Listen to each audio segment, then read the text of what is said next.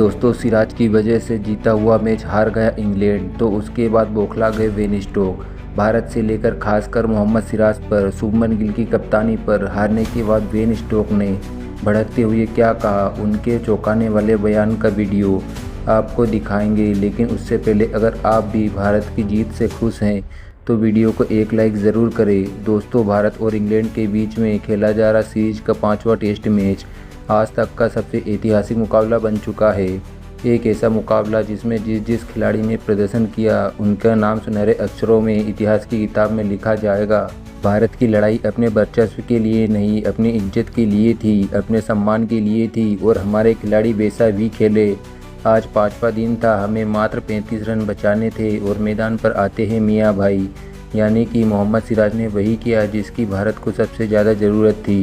Jamie Smith और Jamie Overton ये दो ऐसे बल्लेबाज हैं इंग्लैंड टीम के जो ना चाहते हुए भी बल्लेबाजी कर जाते हैं और 35 रन तो इनके लिए कुछ भी नहीं। लेकिन आज 5वें दिन की शुरुआत से ही मोहम्मद सिराज का टारगेट साफ था, भारत को जीतना किसी भी कीमत पर, और उसके लिए पहला विकेट उन्होंने लिया जेमी स्मिथ का।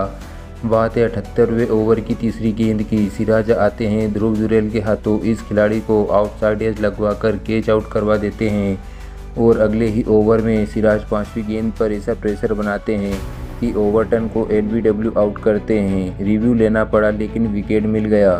अब यहां से जीत के लिए इंग्लैंड को 19 रन चाहिए थे, लेकिन यह 19 नहीं 190 के थे। प्रेशर इतना ज़्यादा था कि एक रन कीमती था और हमें बस एक विकेट और चाहिए था, जिसके बाद इसी कारनामे को अंजाम देते हुए भारतीय गेंदबाजों ने आगे चलकर भी न सिर्फ भारत को सफलता दिलाई बल्कि जीत की तरह कदम रखा।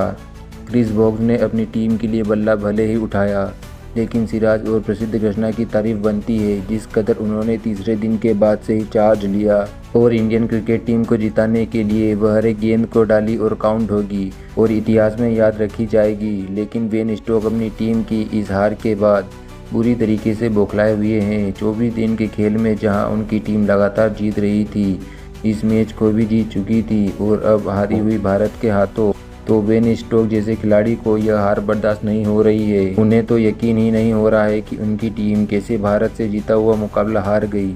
लेकिन सत्य तो यह है, 5वें दिन भी भले ही 35 रन चाहिए थे, लेकिन 35 रन के दायरे के अंदर ही भारतीय क्रिकेट टीम ने 4 विकेट लेकर उनकी टीम के ऊपर खच्चे उड़ा दिए। और जब इतनी बुरी तरीके से सिराज के स्पेल की वजह से हारी तो इंग्लैंड के वेन स्टोक अपने बयान में बौखलाए हुए कहते हैं, एक ऐसा मुकाबला है जिसे मैं ज़िंदगी भर नहीं भूल सकता। शायद मैं जब सोऊं तब मुझे यह मुकाबला याद रहेगा। इंग्लैंड के देश में, इंग्लैंड के लिए, इंग्लैंड की क्रिकेट टीम के लिए टेस्ट फॉर्मेट ही सर्वोपरि है। यह हमारा कर्तव्य था कि हम नई भारतीय क्रिकेट टीम से कम जीते, उनको ऐसा प्रदर्शन करके दिखाएं कि हम WTC पॉइंट टेबल में ऊपर आएँ और न सिर्फ भारत को नीचे दिखाएं बल्कि उनको बताएं कि टेस्ट का राजा कौन है। हमने ऐसा किया भी, हम भारत से कोसों आगे थे इस पूरी सीरीज़ में, इस मैच के दौरान भी।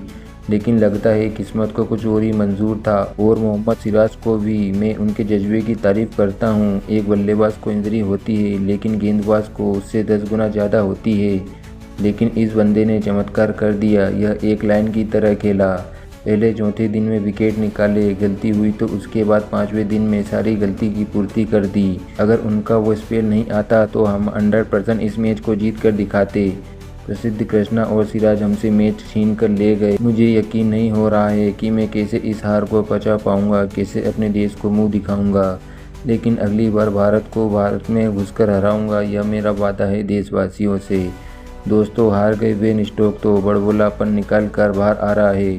वैसे आप सभी को क्या लगता है, आज आप भारतीय टीम की जीत को 10 में से कितने नंबर देंगे? इस ऐतिहासिक जीत के लिए कमेंट में हमें ज़रूर बताएं।